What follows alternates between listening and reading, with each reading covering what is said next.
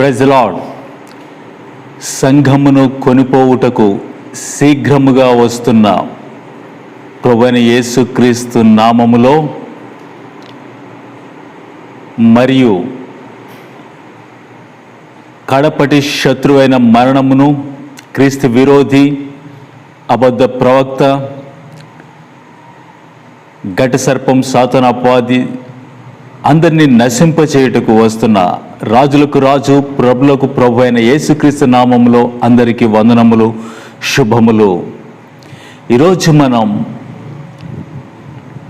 దానియేలు గ్రంథంలోని ఒక ప్రశస్తమైన ప్రవచనం, నెరవేరాల్సి ఉన్నటువంటి ప్రవచనం, ప్రభు యేసుక్రీస్తు రాకడకు ముందు జరగాల్సినటువంటి ప్రవచనాన్ని మనం ధ్యానం చేసుకోబోతూ ఉన్నాం. మీ దగ్గర ఉన్న పరిశుద్ధ గ్రంథాలు తీసుకొని చూడండి. దేవుని పరిశుద్ధ వాక్యము దానియేలు గ్రంథం 10వ అధ్యాయం 1వ వచనం. పారసీక రాజగు కోరెషు పరిపాలన కాలములో 3వ సంవత్సరమున బెల్తెషాజరు అను దానియేలునకు ఒక సంగతి బయలుపరచబడెను. గొప్ప యుద్ధము జరుగునన్న ఆ సంగతి నిజమే. దానియేలు దాన్ని గ్రహించెను. అది దర్శనము వలన అతనికి తెలిసినదాయెను. దేవుని పరిశుద్ధ వాక్యం ఇక్కడ మనం చదువుతూ ఉన్నప్పుడు ప్రవక్త అయిన దానియేలుకు ఒక సంగతి బయలుపరచబడింది. గొప్ప యుద్ధము జరుగునన్న ఆ సంగతి నిజమే. ఏమిటా యుద్ధము? మానవ చరిత్రలో ఎప్పుడైనా జరిగిందా ఆ యుద్ధము? ఎప్పుడు జరగబోతున్నది అనే విషయాలు మనం తెలుసుకుంటాం. ఈ విషయాన్ని మనం చూస్తూ ఉన్నప్పుడు ఈ 10వ అధ్యాయములో ఆ యుద్ధము ఎవరి కోసము ఎప్పుడు జరుగుతుంది అనే విషయాన్ని మనం చూస్తే 14వ వచనం, ఈ దర్శనపు సంగతి ఇంకా అనేక దినముల వరకు జరగదు. అయితే దినముల అంతమందు నీ జనమునకు సంభవింపబోవు ఈ సంగతి నీకు తెలియజేయవచ్చునని అతడు నాతో చెప్పను. గబ్రియేలు ఈ విషయాన్ని తెలియజేస్తూ యుద్ధము అనేది జరుగుతుంది. అయితే అది ఎప్పుడు జరుగుతుంది? అనేక దినముల తర్వాత, దినముల అంతమందు. సత్యగ్రంథంలో రాయబడినది బయలుపరిచింది. ప్రియమైన బిడ్డలారా, ఈ విషయాన్ని మనం చూస్తున్నప్పుడు మనకి మొదటి ప్రపంచ యుద్ధం తెలుసు, రెండో ప్రపంచ యుద్ధం తెలుసు. అంత మాత్రం కాదు, ఆయా దేశాల్లో జరిగినటువంటి యుద్ధములు, లోకల్ వార్స్, అలాగే దేశము నుండి దేశమునకు వ్యాపించిన యుద్ధములు, ఇవన్నీ కొంచెం మనకు తెలుసు. అయితే దేవుని పరిశుద్ధ వాక్యంలో, దేవుని లేఖనాల్లో జరిగినవి ఉన్న యుద్ధములు, ఇంతవరకు జరగనివి, భవిష్యత్తులో చోటు చేసుకునేవి నేను మీకు చూపించబోతూ ఉన్నాను. దయచేసి శ్రద్ధగా ఆలకించండి. లేఖనాలు ఆ విధంగా ఉన్నవలేవో పరిశీలించండి. సాధారణంగా ప్రభువైన యేసుక్రీస్తు రాకడకు ముందు మనం చూస్తూ ఉంటాం. మత్తయి సువార్త 24వ అధ్యాయంలోను, మార్కు సువార్త 13వ అధ్యాయము, లూకా సువార్త 17 మరియు 21 అధ్యాయాల్లో ఆయన రాకడకు ముందు వేదనలకు ప్రారంభము, అక్కడక్కడ యుద్ధములు జరుగుతూ ఉంటాయి, జనం మీదకి జనము, రాజ్యం మీదకి రాజ్యము లేస్తూ ఉంటాయి అనే విషయాలు మనకు చెప్పబడ్డాయి. అయితే ఇవి సాధారణంగా ఇప్పటికే అన్ని చోట్ల, అన్ని దేశాల్లో జరుగుతూ ఉన్నాయి. జనం మీదకి జనం లేవడం, ప్రభుత్వానికి విరోధంగా ప్రజలు రోడ్డు ఎక్కడం, ఉద్యమాలు చేపట్టడం, యుద్ధాలు, ఉగ్రవాదం, ఆయుధాలు ఉపయోగించడం, ఇవన్నీ మనం చూస్తూ ఉన్నాం. అయితే మేజర్ వార్స్, పెద్ద యుద్ధాలు, మేజర్ స్కేల్లో జరగాల్సినటువంటి యుద్ధములు ఏమై ఉన్నవి? అందులో ఒకటి జరగాల్సినటువంటి యుద్ధము ఇంతవరకు జరగలేదు అని మనం ఎలా గ్రహించగలం?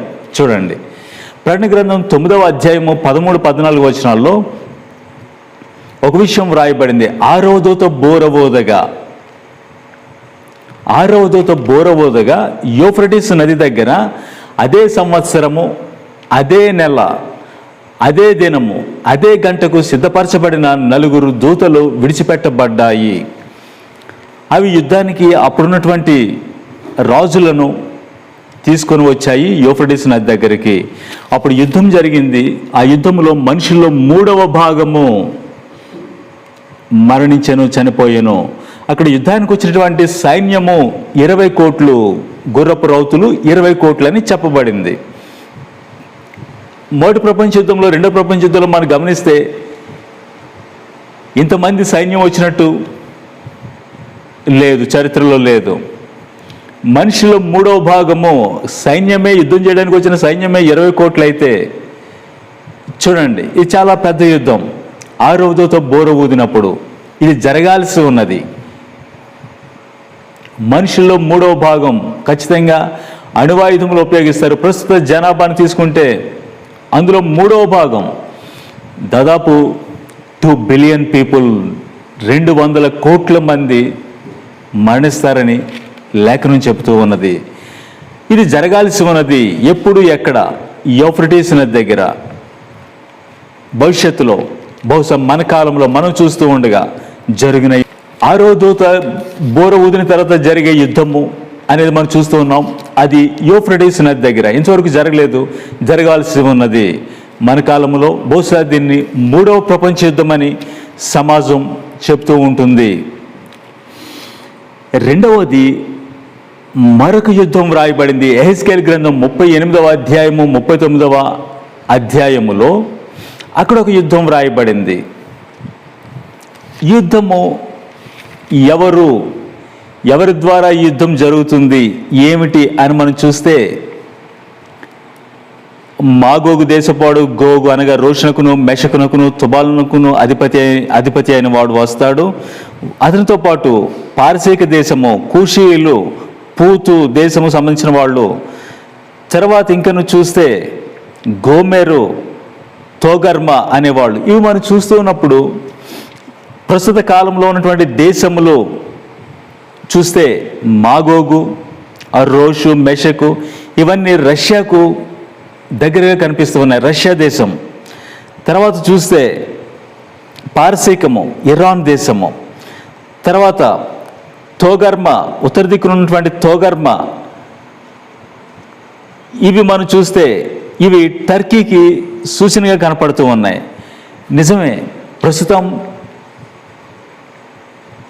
పారసీకం అనగా ఇరాన్, టర్కీ ఇవన్నీ ఇజ్రాయెల్ దేశానికి విరోధంగా ఉన్నాయి. ఇవి ఒక రోజున వస్తాయి. ఈ యుద్ధం జరిగితే గతంలో జరిగిందా, జరగబోతూ ఉన్నదా, ఇది ఎప్పుడు జరుగుతుందని మనం చూస్తే 38వ అధ్యాయం యెహెజ్కేలు గ్రంథం 8వ వచనంలో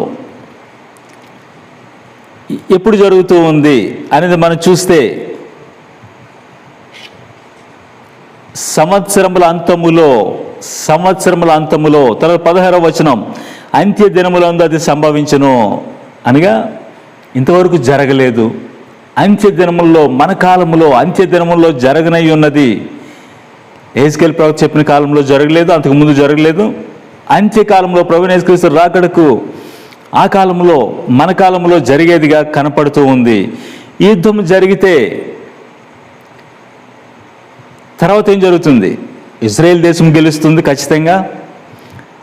ప్రభువే చెప్తున్నారు లేఖనంలో, ఆయన తన ప్రజల పక్షంలో ఆయన యుద్ధం చేస్తాడు. అందుకనే 39వ అధ్యాయము 17, 19 వచనాల్లో, నరపుత్రుడా, ప్రభువైన యెహోవా సెలవిచ్చినదేమనగా, సకల జాత పక్షులకును భూ మృగముల కన్నిటికిని ఈ సమాచారం తెలియజేయము. నేను మీ కొరకు వధించి బలికి నలుదిక్కుల నుండి కూడిరండి. ఇశ్రాయేలీయుల పర్వతముల మీద ఒక గొప్ప బలి జరుగును, దాని మాంసము తిందురు, రక్తము త్రాగుదురు. మీ కొరకు బలి వధింపబోచున్నాను అని పక్షులన్నిటిని, ఆకాశ పక్షులను పిలుస్తూ ఉండడం మనం చూస్తాం. ఇదే విషయాన్ని మరలా ప్రకటన గ్రంథం 19వ అధ్యాయం 17-18 వచనంలో కూడా ఇదే సమాచారము, ఇదే ఈ 2 అకౌంట్స్లో ఒకటే కనపడతా ఉంది. యుద్ధం జరిగిన తర్వాత ఏమిటి ఆ రిజల్ట్, ఏమి జరుగుద్ది? ఇజ్రాయెల్ గెలుస్తారు. అయితే యూదుల మీదకి, ఇశ్రాయేల్ మీదకి వచ్చినటువంటి ఈ అన్ని జనులు, వీళ్ళు సంహరింపబడతారు, దేవుడు యుద్ధం చేస్తాడు. అయితే వాళ్ళు పట్టుకొచ్చిన బాణములు, కేడములు, ఈటెలు, అవి గదలు ఇశ్రాయేలీయులు తీసుకొని వాటిని పొయ్యిలో కాల్చుకుంటారు. వాళ్ళు వాటి మంట 7 సంవత్సరములు అగ్ని మండును. చూడండి, గతంలో జరగలేదు ఈ యుద్ధం. 7 సంవత్సరములు మండును. తర్వాత వాళ్ళు ఆ శత్రువులను, సంహరింపబడిన శత్రువులను, ఆ పీనుగులను పాతి పెడతారు. 7 నెలలు సమయం పడుతుంది. ఇది మహాయుద్ధం. అందుకనే యెహెజ్కేలు 38, 39లోను, ప్రకటన 19 అధ్యాయం 17, 18 వచనాల్లో వ్రాయబడినది ఒకటే యుద్ధంగా మనకు కనపడుతూ ఉంది. ఇదే హార్మిగిద్దోను యుద్ధము అని మనం చెప్పవచ్చు. ఈ యుద్ధంలో మనం చూస్తున్నప్పుడు ప్రకటన 19 అధ్యాయము 17, 18లో కూడా, మరియు ఒక దూత సూర్యబింబంలో నిలిచి ఉండడు చూచి తిని అతడు గొప్ప శబ్దంతో ఆర్భటించి, రండి, రాజుల మాంసమును, సహస్రాధిపతుల మాంసమును, బలిసుల మాంసమును, గుర్రముల మాంసమును, వాటి మీద కూర్చుండి వారి మాంసమును, స్వతంత్రులదేమి, దాసులదేమి, కొద్దివారిదేమి, గొప్పవారిదేమి, అందరి యొక్క మాంసం తినడికి దేవుని గొప్ప విందుకు కూడి రండి అని ఆకాశం మధ్య ముందు ఎగురుచిన సమస్త పక్షులను పిలిచాను. చూడండి, ఈ విషయాన్ని మనం చూస్తున్నప్పుడు యెహెజ్కేలు గ్రంథం 39 అధ్యాయం 17 వచనంలోను ఆకాశ పక్షులను పిలవటం దేవుని గొప్ప విందుకు సిద్ధపరచబడిన బలికి అని. ప్రకటన గ్రంథంలోను 19 అధ్యాయంలోను ఇదే విషయాన్ని చెప్పబడింది. కాబట్టి ఇది హార్మిగిద్దోను యుద్ధముగా కనబడుతూ ఉంది. ఈ విషయాన్ని మనం చూడండి. ఇంతవరకు మనం చూసింది 6వ దూత బోర ఊదినప్పుడు యూఫ్రటీస్ నది దగ్గర జరగాల్సిన యుద్ధం ఉన్నది. బహుశా ఇదే 3వ ప్రపంచ యుద్ధం అని చెప్పవచ్చు నేటి సమాజం, మీడియా వాళ్ళు, పత్రికలు. తర్వాత మరొక యుద్ధం అంత్య దినంలో సంభవించేది హార్మిగిద్దోను యుద్ధం. ఇదే యెహెజ్కేలు 38, 39లోను ప్రస్తావించబడింది. అక్కడ ఇశ్రాయేలీయులు గెలుస్తారని మనం చూస్తూ ఉన్నాం. 6వ దూత బోర ఊదినప్పుడు నది చెప్పబడింది యూఫ్రటీస్ నది అని. అయితే అందులో ఇశ్రాయేల్ పాలు పొందుతుందా అనేది ప్రస్తావించబడలేదు. అయితే అక్కడ ఉన్నటువంటి సైన్యాన్ని బట్టి అక్కడ వధింపబడుతున్న ప్రపంచ జనాభాను చూసినప్పుడు ప్రపంచ యుద్ధముగా అన్ని దేశాలు పాలు పొందడం అనేది అర్థమవుతూ ఉంది. ఇవి కాకుండా మరొక యుద్ధము దేవుని వాక్యం మాట్లాడుతూ ఉన్నది. అదేమిటి అన్నట్లయితే, ప్రభువైన యేసుక్రీస్తు రెండవ రాకడ తర్వాత, హార్మిగిద్దోను యుద్ధం తర్వాత, ఎందుకు ఆయన రాకడలో జరిగే యుద్ధమే హార్మిగిద్దోను యుద్ధము. ఇజ్రాయెల్ పక్షంలో దేవుడు యుద్ధం చేయబోతున్నాడు. దాని తర్వాత మిలీనియం, 1000 ఏండ్ల పాలన దేవుని వాక్యం చెప్తూ ఉంది. 1000 ఏండ్ల పాలన గురించి దేవుని వాక్యం చెప్తూ ఉంది. గతంలో నేను వీడియోలు చేస్తున్నాను. మీలో మోటుగా ఎవరైనా చూస్తున్నట్లయితే ఒకసారి వాటిని చూడండి. మిలీనియం, 1000 ఏండ్ల పాలన తర్వాత 1000 సంవత్సరముల తర్వాత ఒక యుద్ధం జరగబోతూ ఉన్నది. ప్రకటన గ్రంథం 20 అధ్యాయము 27, 8 వచనములు, గోగు మాగోగు అని వారిని, అప్పుడున్నటువంటి ప్రజలను అపవాది సాతాను వాళ్ళను పోగు చేసుకొని ప్రియపట్నమైన యెరూషలేముకు విరోధముగా వాళ్ళందరినీ తీసుకుని వస్తాడు. 1000 సంవత్సరములు గడిచిన తర్వాత, అనగా అప్పటికి రెండవ రాకడ జరుగుతుంది. మనందరం ఎత్తబడతాము. 1000 ఏండ్ల పాలనలో మనం ఉంటాం. అప్పుడున్నటువంటి జనము శరీరములతో వాళ్ళు ప్రవేశిస్తారు. 1000 సంవత్సరములు ప్రభువైన యేసుక్రీస్తు యెరూషలేములో రాజుగా పాలన సాగిస్తారు. ఆ తర్వాత అంతములో యుద్ధం జరుగుతుంది. అది 1000 ఏండ్ల పాలన తర్వాత జరిగేది. ఘటసర్పము, సాతాను, అపవాది, అప్పుడున్నటువంటి గోగు మాగోగు, ఇక్కడ కూడా గోగు అనే పదం ఉపయోగించబడింది, వాళ్ళందరినీ తీసుకుని వస్తాడు. ఆ యుద్ధంలో ప్రభువైన యేసుక్రీస్తు తన నోటి ఊపిరి చేత పరలోకం నుండి అగ్ని దిగివచ్చి అపవాదిని సంహరించును. ఆ తర్వాత అగ్ని గంధకాల్లో అపవాది, ఘటసర్పము ప్రాణముతోనే పడవేయబడతాడు. అక్కడ క్రూరమృగము, అబద్ధ ప్రవక్త, యాంటిక్రైస్ట్, ఫాల్స్ ప్రాఫిట్, వాళ్ళిద్దరూ అప్పటికే పడవేయబడి ఉంటారు అనేది మనం చూస్తాం. ప్రకటన గ్రంథము 20 అధ్యాయము 7, 8 వచనాల్లో. అనగా ఇప్పుడు మనం చూస్తూ ఉన్నప్పుడు మిలీనియం, 1000 సంవత్సరములకు ముందు ప్రభు వస్తాడు. అదే హార్మిగిద్దోను యుద్ధం, ఆయన రాకడలో జరిగేది. సంఘమును కొనుక్కోవడానికి వచ్చినప్పుడు హార్మిగిద్దోను యుద్ధం. తర్వాత 1000 ఏండ్ల పాలన, 1000 సంవత్సరాలు గడిచిన తర్వాత మరొక యుద్ధం, అదే చివరి యుద్ధం. అపవాదితో అప్పుడున్నటువంటి జనమును, గోగు మాగోగు వారిని మోసపరిచి ప్రభువు మీదకి, యెరూషలేము మీదకి రావటం. ఆలోచిస్తున్నప్పుడు మిలీనియం, 1000 సంవత్సరములకు ముందు తర్వాత 2 యుద్ధాలు కనబడుతూ ఉన్నాయి. 1000 సంవత్సరములకు ముందు హార్మిగిద్దోను, తర్వాత మాగోగు వారితో అపవాది యెరూషలేము మీదకి రావటం, ప్రియపట్నమైన యెరూషలేము మీదకి. అప్పుడు ప్రభువైన యేసుక్రీస్తు ఈ 2 యుద్ధాల్లో కూడా ఆయన జయిస్తూ ఉన్నాడు. మనం ప్రభు పక్షంలో మనం కూడా గెలుస్తాం, ఆ యుద్ధంలో మనం కూడా ఆయన పక్షంలో పాల్గొంటాం. అయితే మనం మరొక యుద్ధం గురించి దేని వాక్యంలో మనం చూస్తాం. ఇప్పటివరకు మనం చూసినవి, ఒకటి 6వ దూత బోరు ఊదినప్పుడు, అది ఇంకా జరగలేదు యూఫ్రటీస్ నది దగ్గర. రెండవది హార్మగిద్దోను యుద్ధం, అది ఇంకా నెరవేరలేదు. తర్వాత 1000 ఏండ్ల పాలన తర్వాత చివరిలో జరిగేది గోగు మాగు గాని వారిని అపవాది సాతాను మోసపుచ్చి యెరూషలేము మీదకి రావటం, అది ఇంకా జరగలేదు. ఈ విషయాన్ని మనం చూస్తున్నప్పుడు 6వ దూత బోర ఊదినప్పుడు ప్రపంచ యుద్ధంగా కనబడుతూ ఉంది. తర్వాత హార్మగిద్దోను యుద్ధము, తర్వాత 1000 ఏండ్ల పాలన తర్వాత జరిగే యుద్ధము, ఆ 2 యుద్ధాల్లో ప్రభువైన యేసుక్రీస్తు ఆయన యుద్ధం చేస్తున్నాడు, రాజులకు రాజు ప్రభులకు ప్రభు. ఆ యుద్ధాల్లో హార్మగిద్దోను, 1000 ఏండ్ల పాలన తర్వాత గోగు మాగుగా ఆ రెండు యుద్ధాల్లోనూ గెలిచేది మన ప్రభువైన యేసుక్రీస్తు. ప్రైజ్ ది లార్డ్, ఆమేన్. ఆయనతో పాటు ఆయన ప్రజలైన మనము, సంఘము, ఇశ్రాయేల్ కూడా గెలుస్తారని మనం చూస్తూ ఉన్నాం. మరైతే మరొకటి ప్రస్తావించబడింది, అది నేను మీకు చూపిస్తున్నాను చూడండి. జకర్యా గ్రంథము 14వ అధ్యాయం 1-2 వచనాలు. ఇదిగో యెహోవా దినం వచ్చున్నది, ఇదిగో యెహోవా దినం వచ్చున్నది, సెకండ్ కమింగ్, ప్రభువైన యేసుక్రీస్తు రాబోతూ ఉన్నాడు. అందు మీ యొద్ద దోచబడిన సొమ్ము పట్టణంలోనే విభాగింపబడును. యాలయనగా యెరూషలేము మీద యుద్ధం చేయడానికి నేను అన్ని జనులందరినీ సమకూర్చబోచున్నాను. మరొక యుద్ధం గురించి, ఘోరమైన యుద్ధం గురించి వ్రాయబడి ఉన్నది. ఇది ఏమిటి, ఏ విధంగా జరుగుతుంది అనేది మనం లేఖనాన్ని చూస్తే, యెహోవా దినము వచ్చినప్పుడు, సెకండ్ కమింగ్ ఆయన రావడానికి వచ్చినప్పుడు, మీ యొద్ద దోచబడిన సొమ్ము అనగా ఇశ్రాయేలీయుల గురించి ప్రస్తావించబడింది. యూదుల దగ్గర నుండి దోచుకొనబడిన సొమ్ము, యూదుల దగ్గర నుంచి తీసుకున్నది విభాగింపబడును అక్కడే పట్టణంలోనే, యెరూషలేములోనే అని. ఏ విధంగా, ఎలాగా? యూదుల దగ్గర నుంచి తీసుకున్నటువంటి సొమ్ము, ప్లండర్, స్పాయిల్ అక్కడే డివైడ్ చేయబడుతూ ఉంది. అనగా ఏ విధంగా అన్నట్లయితే, యెరూషలేము మీద యుద్ధం చేయడానికి నేను అన్ని జనులందరినీ సమకూర్చబోచున్నాను. 12వ అధ్యాయంలో కూడా చెప్పబడింది 2వ వచనంలో, నేను యెరూషలేము చుట్టూ ఉన్న జనులందరికీ మత్తు పుట్టించి పాత్రగా చేయబోచున్నాను. శత్రువులు యెరూషలేమును ముట్టడి వేయగా అది యోధా మీదకు వచ్చును. సమస్త జనులు ఈ రోజున మనం చూస్తున్నప్పుడు ఐక్యరాజ్య సమితిలో రిజల్యూషన్లు, తీర్మానాలు వ్యతిరేకంగా చేస్తే, ఒక సంవత్సరంలో 200 తీర్మానాలు చేస్తే అందులో 100కు పైగా ఒక దేశం గురించే విరోధంగా వస్తూ ఉన్నాయి, అదే ఇశ్రాయేల్ దేశం. చూడండి ప్రియమైన దేవుని బిడ్డలారా, ఇది ఆలోచిస్తున్నప్పుడు యెరూషలేముకి విరోధంగా ప్రపంచ దేశాలన్నీ యుద్ధానికి వస్తాయి, అన్ని జనులందరూ కూడతారు. ఆ యుద్ధం జరిగినప్పుడు ఏమిటి రిజల్ట్, ఏమిటి తర్వాత జరిగేది? పట్టణము పట్టబడును, పట్టణము పట్టబడుతూ ఉంది, సీజ్ చేయబడుతూ ఉంది. ఇండ్లు కొల్లపెట్టబడును, స్త్రీలు చెరపబడుదురు, పట్టణంలో సగం మంది చెరపట్టబడిపోదురు. అయితే శేషించేవారు నిర్మూలం కాకుండా పట్టణంలో నిలుతురు.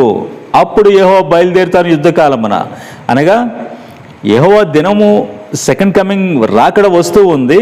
ఆ దినము రావడానికి ముందు యుద్ధం జరుగుతూ ఉంది యెరూషలేములో, ఇజ్రాయెల్ దేశంలో. గమనించినట్లయితే లేఖనాన్ని మనం చూస్తూ ఉన్నప్పుడు యెరూషలేము మీదకి యుద్ధం వస్తూ ఉన్నది.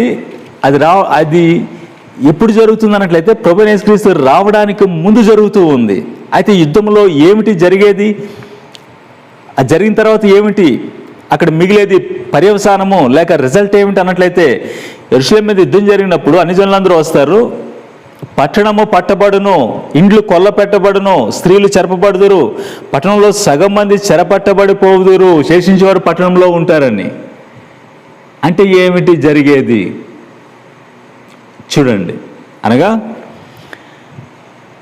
పట్టణము, half of the city will be captured, పట్టణము సగము చెర తీసుకొని పోతారు, అనగా పట్టుకుంటారు, గెలుస్తారు. అందుకని పైన చెప్పబడింది, దోచబడిన సొమ్ము పట్టణంలోనే విభాగింపబడును, డివైడ్ చేస్తారు, విభజిస్తారు, పట్టణాన్ని విడగొడతారు, యెరూషలేమును, ఇజ్రాయేల్ను సెపరేట్ చేస్తారనేది అర్థమవుతూ ఉంది. ఇదే విషయం ఆమోస్ గ్రంథం 7వ అధ్యాయం 17వ వచనంలో భూమి నూలు చేత విభాగింపబడును, ఇశ్రాయేలీయులు చెరకొనపోబడుదురని చెప్పబడింది. ఆమోసు ప్రవక్త ఇశ్రాయేలు వాళ్ళ అపరాధము దోషములను బట్టి 2వ యెరోబాము పరిపాలిస్తున్న కాలంలో పశువుల కాపరి మేడి పండ్లు ఏరుకుంటున్నాడు. కానీ యెహోవా ఆత్మ వచ్చింది, యెహోవా వాక్కు అతని మీదకి వచ్చి ఈ విధంగా ప్రకటించాడు, అవశ్యముగా ఇశ్రాయేలు చెరపట్టబడతారు, ఇశ్రాయేలు యెరూషలేము మొత్తం కూడా విభజింపబడుతుంది నూలు చేత, ఇశ్రాయేలు చెరలోనికి ఎక్సైల్ వెళ్ళిపోతారని. తర్వాత అష్షూరీయుల చేత, బబులోని చేత ఇవి జరిగాయి. మరైతే ఇంకా ఏమిటి జరగాల్సి ఉందా? ప్రసంగి గ్రంథం 1వ అధ్యాయం 9వ వచనంలో, 3వ అధ్యాయం 15వ వచనంలో ఒక విషయం రాయబడింది, మునుపు జరిగినదే ఇకను జరగబోవును. భూమి విభాగింపబడ్డం అనేది ప్రభువైన యేసుక్రీస్తు రాకడకు ముందు యుద్ధం యెరూషలేము మీదకి జరుగుతూ ఉన్నది. కూడి వచ్చిన చెదిరిపోయిన జనులు క్రీస్తు 70లో తిరిగి మరలా స్వదేశానికి వచ్చారు. 48 మే 14న ఇజ్రాయెల్ దేశం ఏర్పడింది. దాదాపుగా 74 సంవత్సరాలు జరుగుతూ ఉంది ఈ పాటికి. అయితే ఇజ్రాయెల్ మీదకి మరలా యుద్ధం రాబోతుంది, మరలా వాళ్ళు చెరపట్టబడతారని. ఈ విషయాన్ని మనం దానియేలు గ్రంథం 9వ అధ్యాయము 27వ వచనంలో మనం చూస్తాం. ఇంతకుముందు మనం చదివినటువంటి లేఖన భాగంలో గొప్ప యుద్ధము జరుగునన్న సంగతి నిజమే. దానికి ముందు మనం చూస్తే, అతడు ఒక వారమునకు అనేకులకు నిబంధనలను స్థిరపరచును, అర్ధవారమునకు బలిని నైవేద్యమును నిలిపివేయును, హేమనిది నిలిచే వరకు నాశనం చేయవాడు వచ్చును, నాశనం చేయడానికి రావాలని నిర్ణయించిన నాశనం ముగించే వరకు ఎలాగున జరుగును. ఎవరితను? ఒక వారమునకు 7 సంవత్సరములు అనేకులకు నిబంధన స్థిరపరచును, ఇశ్రాయేలీలతో అనేక దేశాలతో కలిసి ఇజ్రాయేలుతో ఒక అగ్రిమెంట్, పీస్ అగ్రిమెంట్ చేస్తారు, మధ్యలో ఉల్లంఘిస్తాడు. ఇంతకీ ఇది ఏమిటి అనేది మనం చూస్తే చూడండి, దానికి పై వచనం నుంచి మనం చూస్తున్నప్పుడు చూడండి, తిరుగుబాటును మాన్పుటకును, పాపను నివారణ చేయటకును, దోషము నిమిత్తం ప్రాయశ్చిత్తం చేయటకును, యుగాంతం వరకు ఉండినట్టు నీతిని బయలుపరచకును, దర్శనమును ప్రవచనం ముద్రించడకు, అతి పరిశుద్ధ స్థలమునకు అభిషేకించడకు, నీ జన్మకును పరిశుద్ధ పట్టణమునకు 70 వారములు విధింపబడిన యెరూషలేమునకు ఇశ్రాయేల్ ప్రజలకు 70 వారములు అనగా 70 వారములు అనగా 70 సంవత్సరములు కాదు. 70 వారములు అనగా 70ని 7 తోటి మనం మల్టిప్లై చేస్తే 490 సంవత్సరాలు వస్తాయి. చూడండి, ఈ 490 సంవత్సరములు ఏమిటి, ఎలాగా, దీని యొక్క ప్రాముఖ్యత ఏమిటి, ఇదెందుకు? ఇజ్రాయేల్ ప్రజలకైనా సంఘమునికి ఏమైనా ఇందులో భాగం ఉన్నదా అనేక విషయాలు మనం చూద్దాం. చూడండి, యెరూషలేము మరలా కట్టించవచ్చునని ఆజ్ఞ బయలుదేరిన సమయం మొదలుకొని అభిషిక్తులకు అధిపతి వచ్చే వరకు 7 వారములు పట్టునని స్పష్టంగా గ్రహించము. 62 వారములు తొందరగల సమయంలో పట్టణము రాచవీధులను కందకములను మరలా కట్టబడును. ఈ 62 వారములు జరిగిన పిమ్మట ఏమీ లేకుండా అభిషిక్తుడు నిర్మూలన చేయబడును. వచ్చినట్టు రాజు యొక్క ప్రజలు పవిత్ర పట్టణమును పరిశుద్ధ ఆలయమును నశింపజేయుదురు, వాని అంతము హఠాత్తుగా వచ్చును. మరియు ఈ విషయాన్ని ఒకసారి మీకు అర్థమయ్యే విధంగా నేను ఈ విధంగా మాట్లాడుతూ ఉన్నాను. 490 సంవత్సరములు 70 వారములు, అంతకుముందు ఇర్మియా ద్వారా చెప్పబడింది 70 సంవత్సరములు, కేవలము 70 ఇయర్స్ మాత్రమే. తర్వాత 70 వీక్స్గా చెప్పబడింది. 70 వారములు బబులోను చెరలో నెరవేర్చబడింది ఇశ్రాయేలీయులకు. ఈ విషయాన్ని మనం చూస్తాం. 2వ దినవృత్తాంతముల గ్రంథం 30వ అధ్యాయము 22, 23, 24 చివరి వచనాలు చూస్తున్నప్పుడు, వాళ్ళు చెరలో ఉండటము దేశము 70 సంవత్సరములు విశ్రాంతి దినములో అనుభవించిందని. తర్వాత ప్రవక్త అయిన దానియేలు ద్వారా 70 వారాలుగా మార్చబడింది, అనువర్తనం చేయబడింది. ఏమిటి 70 వారములు? వారం అనగా 7 ఇయర్స్. ఇది మనం మల్టిప్లై చేసుకుంటే 70ని 7 చేత 490 సంవత్సరములు. ఇక్కడ చెప్పబడింది, ప్రపంచ చరిత్రకు, ప్రపంచ మానవ కాలానికి, యూదులకు, సంఘమునకు, అన్ని జనులకు సమస్తము 490 సంవత్సరములు నిర్ణయింపబడింది. ఈ 490 సంవత్సరంలో మనం అర్థం చేసుకుంటే ప్రపంచం యొక్క ముగింపుని, ప్రభువైన యేసుక్రీస్తు రాకడను మనం తెలుసుకోగలం. ఈ విషయాన్ని ఈ విధంగా నేను చూపిస్తున్నాను. చూడండి, ఈ 490 సంవత్సరములు ఎలా ప్రారంభమవుతాయి ఇందులోనే ప్రభువైన యేసుక్రీస్తు మొదటి రాకడ చెప్పబడింది. ఫస్ట్ కమింగ్, మొదటి రాకడ. ఈ 490 సంవత్సరంలోనే ఆయన యొక్క చివరి రాకడ, హార్బిగిద్దోన్, ఈ విషయం కూడా ప్రస్తావించబడింది. దేవుడు అనుగ్రహించిన 70 వారములు అనగా 490 సంవత్సరములు ఎలా మనం గుర్తుపడతాం, ఎప్పుడు ఇవి మొదలవుతాయి, ఈ విషయాన్ని మనం తెలుసుకోవాలన్నట్లయితే, ఇవి ఎలా మొదలవుతున్నాయి అన్నట్లయితే, మీరు మందిరం కట్టుకోండి యూదులను ఇశ్రాయేలులను అని ఆజ్ఞ ఇచ్చినటువంటి కోరేషు ఆజ్ఞ ఇచ్చాడు. కింగ్ సైరస్ అతను కమాండ్ ఇచ్చాడు, డిక్రీ చేశాడు. అక్కడ మొదలవుతూ ఉంది. అది మొదలైతే ఎన్ని సంవత్సరములు జరిగిపోయినాయి, ఇంకేం మిగిలి ఉంది అనేది మనకు ఎలా తెలుస్తుంది? అక్కడ మొదలైన తర్వాత అభిషిక్తుడు ప్రభువైన యేసుక్రీస్తు సిలువలో వధింపబడ్డానికి కోరేషు మందిరం కట్టుకోండి, సెకండ్ టెంపుల్, జెరుబ్బాబెలు, నెహెమ్యా, ఎజ్రా శాస్త్రి వీళ్ళందరూ కాలములో కట్టబడింది. ఆ మందిరం గురించి మాట్లాడుతూ మందిరం కట్టబడిన ఆజ్ఞ బయలుదేరిన కాలం మొదలుకొని అక్కడ పాయింట్ గుర్తుపెట్టుకోండి. అక్కడి నుంచి అభిషిక్తుడు ప్రభువైన యేసుక్రీస్తు సిలువలో వధింపబడ్డము, అక్కడికి 62 వారములు, తర్వాత 7 వారములు జరుగును.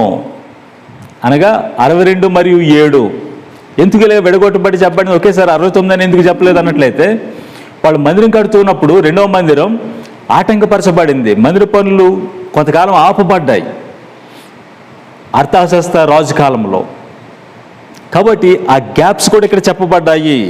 కాబట్టి మొత్తానికి ఆజ్ఞ బయలుదేరింది మందిరం కట్టుకోండి అని. తర్వాత అభిషిక్తుడు ప్రభువైన యేసుక్రీస్తు సిలువలో ఖచ్చితంగా వధింపబడిన పాయింట్, అక్కడికి 62 మరియు 7 69 సంవత్సరములు, 69 వారములు ముగించబడ్డాయి. అదే 69ని 7తో మనం మల్టిప్లై చేస్తే 483 సంవత్సరములు. చూడండి, కోరేషు ఆజ్ఞ ఇచ్చాడు మందిరం కట్టుకోండి అని, ప్రభువైన యేసుక్రీస్తు వధింపబడిన కాలము మధ్యలో ఉన్నదే 483 సంవత్సరములు. ఇదే 69 వీక్స్ కంప్లీట్ అయిపోయినాయి. ఇంకొకటి మిగిలి ఉంది, చివరి వారము లేక 7 సంవత్సరములు. అది ఎలా మొదలవుతుంది చూడండి. మరియు యుద్ధ కాలాంతము వరకు నాశనము జరుగునని నిర్ణయింపబడినో. ఇవన్నీ జరిగిన తర్వాత పవిత్ర పట్టణమును పరిశుద్ధాలయమును నశింపచేయుదురు. చూడండి, ప్రభువైన యేసుక్రీస్తు వధింపబడిన తర్వాత వెంటనే క్రీస్తు 70లో రోమీయులు తన సైన్యమును, రోమన్ ఆర్మీ వచ్చి ఇజ్రాయేలును చెరపట్టుకుని పోయారు. మందిరమును, యెరూషలేమును తగలబెట్టారు, పాడు చేశారు, వాళ్ళు పడగొట్టారు. అది ఇక్కడ చెప్పబడింది. అది క్రీస్తు 70లో అది జరిగిపోయింది. ఆ తర్వాత ఏం జరిగింది? చెదిరిపోయిన యూదులు దాదాపు 2000 సంవత్సరములు పట్టింది. అనగా 1948లో తిరిగి వచ్చారు, ఒక సొంత దేశంగా ఏర్పడ్డారు. అది యెహెజ్కేలు గ్రంథం ఎండిపోయిన ఎముకలు 37వ అధ్యాయం ప్రకారం తిరిగి దేవుడు తన స్వజనులను స్వదేశంలోనికి తన ప్రజలను తీసుకుని వచ్చాను. తర్వాత ఏం జరుగుతుంది అన్నట్లయితే, యుద్ధ కాలాంతం వరకు నాశనం జరుగునని నిర్ణయింపబడిను. ఆ తర్వాత యుద్ధం అనేది కాలాంతం వరకు, కాలము అంతం అవడానికి, ముగింపబడ్డానికి కాలము ఏ కాలం ఇది? 70 వారములు, 490 సంవత్సరములు. అటు యూదులకు, ఇటు అన్ని జనులకు, ఇటు సంఘమునకు. ఎందుకు? సంఘము చర్చ్ ఆ కాలంలో ఉంటుంది. మనం ఉన్నాము ఇప్పుడు, చర్చ్ భూమి మీద ఉన్నది. చివరి వారము 7 సంవత్సరములు, అందులో కూడా చర్చ్ ఉంటుంది. ఎందుకని? ఎలా తెలుసు మనకి? ప్రభు చెప్పారు 24వ అధ్యాయము మత్తయి సువార్త 15వ వచనములో. తర్వాత అపోస్తలుడైన పౌలు చెప్పాడు 2వ తెస్సలోనికీయులకు రాసిన పత్రిక 2వ అధ్యాయంలో, నాశనకరమైన హే వస్తువు మందిరంలో కూర్చుంటాడు, ప్రతిమ పెట్టబడుతుంది, పరిశుద్ధాలయమును తనే దేవుడని అపవిత్రపరుస్తాడని, మీరు జాగ్రత్తగా ఉండండి అని చర్చికి, సంఘానికి చెప్పబడింది. కాబట్టి అతను యుద్ధ కాలాంతం వరకు యుద్ధం అనేది నిర్ణయింపబడింది, డిక్రీ చేయబడింది, నిర్ణయింపబడింది. కాలం అనేది ఈ 490 సంవత్సరములు, 70 వారములు ముగింపు, ప్రపంచానికి, కాలానికి ముగింపు. ప్రభు వస్తాడు చివరిలో. తర్వాత మిలీనియం, వేండ్ల పాలన. కాబట్టి క్రీస్తు విరోధి మరణమును నశింపజేసే కాలం గురించి చెప్పబడింది. ఆ కాలము ముగించే కాలము, కాలాంతం వరకు యుద్ధము జరుగుద్ది అనగా. చూడండి, యుద్ధాలు జరిగే మానవ చరిత్రలో ఒక్కొక్క దేశంలో, ఒక్కొక్క ప్రాంతంలో ప్రజల మధ్య, రాజ్యముల కోసం. అయితే మరొక యుద్ధం జరగబోతూ ఉన్నది. ఆ యుద్ధంలో ఏమిటి జరిగేది? ఆ యుద్ధంలో ఒక వ్యక్తి వస్తాడు, క్రీస్తు విరోధి, ద యాంటీ క్రైస్ట్. అతను వచ్చి 7 సంవత్సరాలు ఒప్పందం చేస్తాడు. ఆ ఒప్పందంలో అతను మధ్యలో ఉల్లంఘన చేస్తాడు, తనే దేవుడని కూర్చుంటాడని. ఇది ఎప్పుడు జరుగుద్ది మనకి ఎలా తెలుస్తుంది? అది జరగడానికి ముందు మనం ఇప్పుడు చదివాం కదా, జకర్యా గ్రంథం 14వ అధ్యాయంలో చెప్పబడింది, యెరూషలేము పట్టబడుతుంది, స్త్రీలు చెరపబడతారు, యెరూషలేము 2గా విభజన చేయబడుతూ ఉంది, సగం పట్టణం చెరలోనికి వెళ్ళిపోతూ ఉంది. అది మరలా జరగాల్సి ఉన్నది. ఆ తర్వాత క్రీస్తు విరోధి వస్తాడు, మందిరం కట్టుకోండి అని చెప్తాడు, పాలస్తీనా సెపరేట్ స్టేట్గా ఏర్పడుతుంది. ఈ మధ్యన మనం వార్తలు చూస్తూ ఉన్నప్పుడు ఇజ్రాయెల్ ప్రక్కన ఉన్నటువంటి జార్డాన్ వాళ్ళ దేశ అధ్యక్షుడు గత ఈ సెప్టెంబర్లో ఐక్యరాజ్య సమితి సమావేశంలో అసెంబ్లీ జరిగింది. అందులో జార్డాన్ కింగ్ అతను ప్రకటించాడు, 2 స్టేట్ సొల్యూషన్, ఇజ్రాయెల్ని 2గా విభజన చేయాలి, అప్పుడే అక్కడ మిడిల్ ఈస్ట్లో శాంతి సమాధానం ఉంటుందని. తర్వాత ప్రపంచ దేశములు అన్నీ కూడా ఐక్యరాజ్య సమితిలో ఓట్ చేశాయి, అధిక సంఖ్యలో ఓట్ చేశాయి, పాలస్తీనాను సెపరేట్గా ప్రకటించండి అని. అప్పుడే పీస్ అనేది మిడిల్ ఈస్ట్లో ఉంటుందని. ప్రేమదేని బిడ్డలారా, ఇవి వింటూ ఉన్నప్పుడు మనం యుద్ధం జరగడానికి, ఇశ్రాయేలీయులకు ఒక యుద్ధం జరగబోతూ ఉన్నదని, ఆ యుద్ధంలో వాళ్ళు ఓటమి పాలవుతారు, ఓడిపోతారు. ఎందుకనగా పట్టణం చెరపట్టబడుతూ ఉంది, భూమి నూలు చేత విభాగింపబడును, ఇజ్రాయేలు చెరలోనికి వెళతారు. ఈ విషయాన్ని మనం చూస్తూ ఉన్నప్పుడు ఇజ్రాయేల్కు ప్రక్కనటువంటి ఇజ్రాయేల్ అఫీషియల్ టెన్షన్స్ మనం చూస్తున్నప్పుడు, ఆ కాన్ఫ్లిక్ట్ ప్రస్తుత వార్తలను మనం చూస్తే ఏ గడియలో అయినా, ఏ రోజైనా, ఏ సమయంలో అయినా, బహుశా రేపు, వచ్చే వారంలో, నెలలో ఇజ్రాయెల్ ఇరాన్ యుద్ధం చేయడానికి రెడీ అవుతూ ఉన్నాయి. బహుశా ఆ యుద్ధమైనా, తర్వాత యాంటిక్రైస్ట్ వస్తాడు దాని తర్వాత అనేది మనం చూస్తాం. ప్రభువైన యేసుక్రీస్తు సెకండ్ కమింగ్, ఆయన వచ్చినప్పుడు ఏం జరుగుతూ ఉంది? 1 మృతుల పునరుద్ధానం. 1 కొరింథీయులకు రాసిన పత్రిక 15వ అధ్యాయం 23-24 వచనంలో, ప్రతివాడు తన వరుసలోనే బ్రతికింపబడును, ప్రథమ ఫలం క్రీస్తే, తర్వాత క్రీస్తు వచ్చినప్పుడు ఆయన వారు బ్రతికింపబడుదురు. చూడండి, ఆయన వచ్చినప్పుడు ఆయన వారు బ్రతికింపబడుదురు. తర్వాత ఇంకేం చేస్తాడు? పునరుద్ధానం ఒకటేనా? ఆయన రహస్యంగా కొనిపోతాడా? ఎంత మాత్రం కాదు. రహస్య రాకడైన పదం దేని వాక్యంలో లేదు. ఆయన అందరికీ కనపడే విధంగా వస్తాడు. అటు తర్వాత ఆయన సమస్తమైన ఆధిపత్యమును, సమస్తమైన అధికారమును, బలమును కొట్టివేసి తన తండ్రి అయిన దేవునికి రాజ్యము అప్పగింపబడును. అప్పుడు అంతం వచ్చును. అంతము రావడానికి ముందు సమస్త ఆధిపత్యమును, బలమును, ప్రపంచ దేశంలో ఉన్న రాజులను, రాజ్యములను ఆయన తీసుకుంటాడు. కడబోర 7వ దూత బోర ఊదినప్పుడు ప్రపంచ రాజ్యములు, లోకరాజ్యములు క్రీస్తు వాయను, దేవుని వాయను. చూడండి విషయాన్ని. ఈ విషయాన్ని మనం చూస్తూ ఉన్నప్పుడు ఆయన రాకడలో జరిగేది రిజరెక్షన్, సంఘం ఎత్తబడుతూ ఉంది, అంతకుముందు జరగదు. తర్వాత మరొకటి, క్రీస్తు విరోధితో యుద్ధం ఆయన చేస్తాడని. 2వ తెస్సలోనికీయులకు రాసిన పత్రిక 2వ అధ్యాయం 8వ వచనంలో, అప్పుడు ధర్మ విరోధి బయలుపరచబడును, ప్రభువైన తన నోటి ఊపిరి చేత వారిని సంహరించును, తన ఆగమన ప్రకాశముతో, ఇన్ హిజ్ బ్లేజింగ్ కమింగ్, ఆయన రాకడలో, విత్ హిజ్ రేడియన్స్, ఆయన ప్రకాశముతో, చూడండి, ఆగమన ప్రకాశముతో శత్రువును, ధర్మ విరోధిని, పాప పురుషుని ఆయన హతము చేయును. అలాగే ప్రకటన గ్రంథం 19 వచనాలు కూడా చెప్పబడింది, క్రీస్తు విరోధి ఆయనతో పరలోకపు సేనలతో యుద్ధం చేయడానికి కూడి ఉన్నారని. చూడండి, ఒకటి సంఘమును ఎత్తుకొని పోవడం, తర్వాత యుద్ధము. ఈ 2 విషయాలు మరలా చెప్పబడ్డాయి. ప్రస్తుత కాలంలో మన మధ్యలో ఏమిటి అసలు జరుగుతుంది ప్రపంచంలో? ఇజ్రాయెల్ మనం చూస్తున్నప్పుడు గాడ్స్ టైమ్ లైన్ ఏమిటి మనకి జరుగుతూ ఉన్నది? గత వారంలో జరిగిన విషయాలు మీ దృష్టికి నేను తీసుకొస్తున్నాను. చూడండి, ఇజ్రాయెల్ దేశము, తర్వాత ఫ్రాన్స్ దేశములో ప్రస్తుత కరోనా వైరస్లో ప్రపంచం తీసుకుంటున్నటువంటి మార్పులు, నిర్ణయములు ఈ విధంగా ఉంటూ ఉన్నాయి. ఒకటి, వ్యాక్సిన్ పాస్పోర్ట్ అనేది బాగా వినపడుతుంది. గ్రీన్ పాస్పోర్ట్ ఏమిటి దాని అర్థం?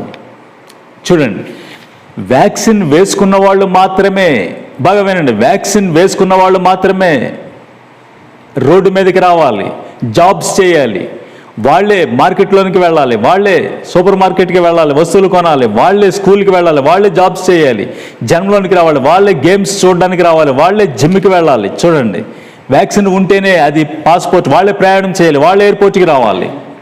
ఏమిటి దీని అర్థం? వ్యాక్సిన్ ఉంటేనే ఏమిటి మ్యాండేటరీ ఏమిటి? ఈ విషయాన్ని మనం చూస్తున్నప్పుడు ఖచ్చితంగా ప్రకటన గ్రంథం 13వ అధ్యాయంలో చెప్పబడిన ఒక విషయం గుర్తుకొస్తూ ఉన్నది.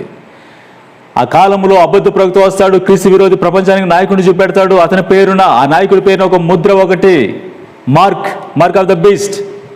చూడండి, అది ఉన్నవాళ్ళు మాత్రమే నష్టం మీదను కుడి చేతి మీదను వాళ్ళే తినాలి, త్రాగాలి, వాళ్ళే కొనాలి, అమ్మాలి. లేని వాళ్ళకి అవకాశము లేదు. చూడండి, క్రీస్తు విరోధి ముద్ర 666. దానికి కొంత ముందు వెనక మరొక నెంబర్లు ఉండవచ్చు. అది ఒక చిప్గా ఉండవచ్చు, లేకపోతే ఒక సిమ్ కార్డులా ఉండవచ్చు, అది లేకపోతే ఒక టాటూలా ఉండవచ్చు. కుడి చేతి మీద లేక నష్టం మీద ఇస్తారు. అది ఖచ్చితంగా తీసుకోవాలని అబద్ధ ప్రవక్త ప్రపంచ దేశాలను, ప్రపంచ ప్రజలను అందరినీ బలవంతం చేస్తాడు.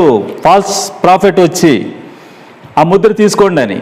ప్రస్తుతం దానికి ముందు నీడగా ఇంకా ఆ రోజు ప్రారంభం కాలేదు. దానికి ముందు మన మధ్య, మన దేశంలో, మన సమాజంలో మరొకటి ఆ విధంగానే కనపడుతుంది. వ్యాక్సిన్ ఉంటేనే మీరు జాబ్ చేయాలి, వ్యాక్సిన్ ఉంటేనే బయటికి రావాలి, వ్యాక్సిన్ ఉంటేనే మార్కెట్కి వెళ్ళాలి. చూడండి, ఏమిటి ఈ నిబంధనలు ఏమిటి అసలు? కొంచెం ఆలోచించండి. ఇది కేవలం నీడ మాత్రమే. ఇప్పుడున్న వ్యాక్సిన్ నేను క్రీస్తు విరోధి ముద్ర అని చెప్పడం లేదు, కానీ ఒక రోజున ముద్ర కోసం ఈ మార్పులు చేయబడుతూ ఉన్నాయి. ప్రస్తుత ప్రపంచంలో జరుగుతున్న మార్పులు, పరిణామాలు చూస్తున్నప్పుడు ఒక వ్యక్తికి డోర్ ఓపెన్ అవుతూ ఉన్నాయి. ఒక వ్యక్తి రావడానికి డోర్ అంతా కూడా ప్రిపేర్ చేయబడుతూ ఉన్నాయి. మరొకటి చూస్తే సౌదీ అరేబియా మరియు ఇరాన్. సౌదీ అరేబియా ఇస్లాం, ఇరాన్ కూడా ఇస్లాం. అయితే రెండింటి మధ్య భేదం ఉన్నది. సౌదీ అరేబియా సున్నీ మతస్థులు, ఇరాన్ షియా మతస్థులు. ఏమిటి? ఇస్లాంలోనే మహమ్మద్ ప్రవక్త తర్వాత మహమ్మద్ ప్రవక్తకి ఖాలిఫత్, వారసుడు ఎవరు నడిపించడానికి అన్న పోరాటంలో కొంతమంది అతనికి సన్నిహితుడు అబూ బకర్ని అతను వెంబడించారు. వాళ్ళే సున్నీ వంశస్థులయ్యారు. సౌదీ అరేబియా వాళ్ళకి ఇప్పుడు నాయకుడిగా, లీడర్గా ఉన్నది ప్రపంచ సున్నీ మతస్థులకు. మరికొంతమంది లేదు, అతని సన్నిన్లా అల్లుడు అలీ షియాతు అనే వ్యక్తి అతనికి వారసుడు మహమ్మద్ ప్రవక్త అని ప్రకటించారు. అతను వెంబడించారు. వాళ్ళు షియా వంశస్థులయ్యారు.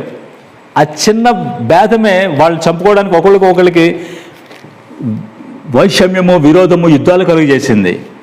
ఇస్లాం ఒకటే, కానీ వాళ్ళ మధ్య పడడం లేదు. సున్నీ మతస్థులు, షియా వంశస్థులు.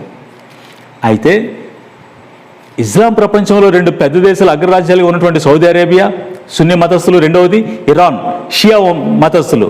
వాళ్ళకి ఎప్పుడు విరోధమే.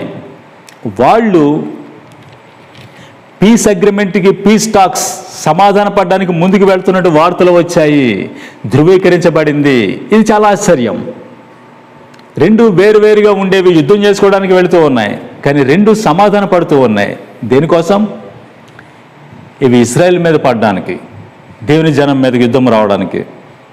తర్వాత చూస్తే చైనా దేశము పక్కన ఉన్నటువంటి తైవాన్ మీదకి, తైవాన్ బోర్డర్లో 56 వార్ ప్లేన్స్ను మోహరింపజేసింది. Chinese deployed war planes and army. China యుద్ధ విమానాలు మోహరింపజేసింది తైవాన్. మీడియాలో మాట్లాడుతూ ఉంది, అయ్యో మాకు శ్రమ, ఈ విధంగా చైనా మా మీదకి యుద్ధానికి వచ్చేసింది, ఏ విధంగా మేము కాపాడుకుంటామని.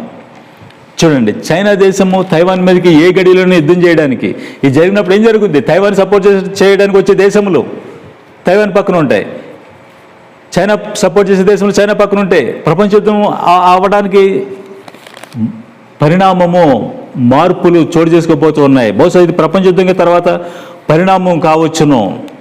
తర్వాత మరొకటి చూస్తే ఇరాన్ అజర్బైజాన్ దేశం ప్రక్కన తన యొక్క డ్రోన్స్, మిసైల్స్ని తీసుకొచ్చి డ్రిల్లింగ్ మరియు ఎక్సర్సైజులు చేయడం గత 2 రోజుల క్రితం జరిగింది.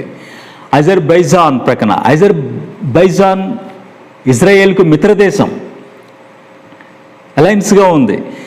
బోర్డర్లోకి రాగానే అజర్బైజాన్ తన స్వరం ఎత్తింది, ఇక్కడ నువ్వు రాకూడదు, ఈ విధంగా మా బోర్డర్లో నువ్వు చేయకూడదని. అంటే ఏమిటి జరగబోయేది? ఇజ్రాయెల్ ఏం చేయాలనుకుంటుంది? అదే విషయం చూస్తే ఇరాన్ ఏం చేయబోతున్నది? ఇరాన్ ప్రాక్సీస్, ఇరాన్ క్రింద పనిచేస్తున్నటువంటి హమాస్ గాజాలో ఉంది ఉగ్రవాద సంస్థ, హెజ్బుల్లా లెబనాన్లో ఉంది. వాళ్ళు ఇరువురు, హమాస్ మరియు హెజ్బుల్లా, నిత్యము ఇజ్రాయెల్ మీద దాడి చేస్తూనే ఉన్నారు. చూడండి వార్తలు, మిడిల్ ఈస్ట్ న్యూస్ కాన్ఫ్లిక్ట్స్. ఒకటి ఇరాన్, మరొక ప్రక్కన అణువాయుధములు తయారు చేయడానికి యురేనియం నిల్వలు ఎప్పటి నుంచో మొదలుపెట్టింది. యురేనియం ఒప్పందము అమెరికా ఇరాన్ మీద జరిగింది 2015లో ఒబామా కాలంలో. తర్వాత 2018లో డొనాల్డ్ ట్రంప్ రద్దు చేశాడు. ఇజ్రాయెల్ కొంచెం ఊరట, సంతోషించింది. అయితే జో బైడెన్ వచ్చిన తర్వాత వెంటనే అతను ప్రకటించాడు, నేను దాన్ని మరలా పునరుద్ధరిస్తాను, ఆ ఒప్పందాన్ని మరలా ఇస్తానని. ఇరాన్ ఇప్పటికీ యురేనియంను పోగు చేసుకున్న నిల్వలు, అణువాయుధాలు తయారు చేసుకోవడానికి. ఎందుకు అణువాయుధాలు తయారు చేయడానికి? మిడిల్ ఈస్ట్లో ఆధిపత్యం కోసం, ఇజ్రాయెల్కి విరోధంగా ఉన్న ఉగ్రవాదులకు అణువాయుధాలు ఇచ్చేస్తుంది, మామూలు మిసైల్స్, ర్యాకెట్స్ ఇచ్చినట్టుగా. ఇరాన్ ఇప్పటికే ప్రకటించింది, మాకు ఇజ్రాయెల్ మీద ఇప్పటికే మేము యుద్ధం ప్రకటించాము, యుద్ధం జరుగుతూ ఉన్నది, ఇజ్రాయెల్ని మేము భూమి మీద లేకుండా తుడిచేస్తాము అని ప్రకటించింది. ఏమిటి ఈ ఆశ్చర్యం? ఇజ్రాయెల్ మీదకి ఎందుకు రావాలి? అయితే ఇజ్రాయెల్ ఏమని ప్రకటించింది? ఇరాన్ దగ్గర అణువాయుధాలు ఉండడం అత్యంత ప్రమాదకరం, మిడిల్ ఈస్ట్లో శాంతి సమాధానం ఉండదు, ఉగ్రమోకలకు అప్పగించేస్తుందా ఆయుధాలు తీసుకుని వచ్చి. కాబట్టి పూర్తి స్థాయిలో అటామిక్ బాంబ్స్ తయారు కాకుండానే, అణువాయుధములు రాకుండానే మేము ఇరాన్ ఏర్పాటు చేసుకున్నటువంటి న్యూక్లియర్ ఇన్స్టాలేషన్స్, న్యూక్లియర్ స్టేషన్స్ మీద మేము దాడి చేసి ధ్వంసం చేస్తాము అని ఇజ్రాయెల్ ప్రకటించింది. చూడండి, ఇరాన్ అణువాయుధాలు చేసుకోవడానికి వేగంగా వెళ్ళిపోతూ ఉంటే ఇజ్రాయెల్ దాన్ని ఆ విధంగా అణువాయుధాలు లేకుండా చేయడానికి వేగంగా అడుగులేస్తూ ఉంది. ఏ సమయంలోనైనా ఇజ్రాయెల్ డిఫెన్స్ మినిస్టర్ ప్రకటించాడు, మేము ఏ సమయంలోనైనా ఇరాన్ మీద దాడి చేస్తాము త్వరలో అని.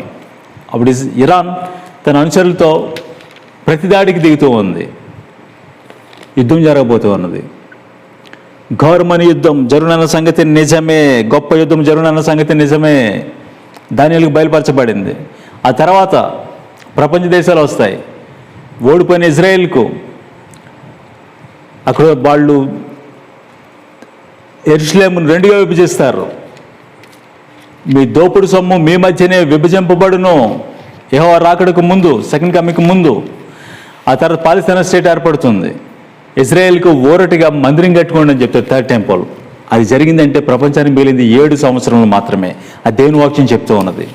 కాబట్టి ప్రియమైన దేవుని బిడ్డలారా, ఇంకా విషయాలు మనం చూస్తే పాలస్తీనాకు సంబంధించినటువంటి నాయకుడు మహమ్మద్ అబ్బాస్ ఇజ్రాయెల్ ప్రభుత్వంలో ఉన్నటువంటి ఇజ్రాయెల్ మంత్రులను, ఇజ్రాయెల్ మినిస్టర్స్ను పిలిచి ఒక మీటింగ్ ఏర్పాటు చేశాడు. ఇంతవరకు జరగలేదు అది ఈ విధంగా.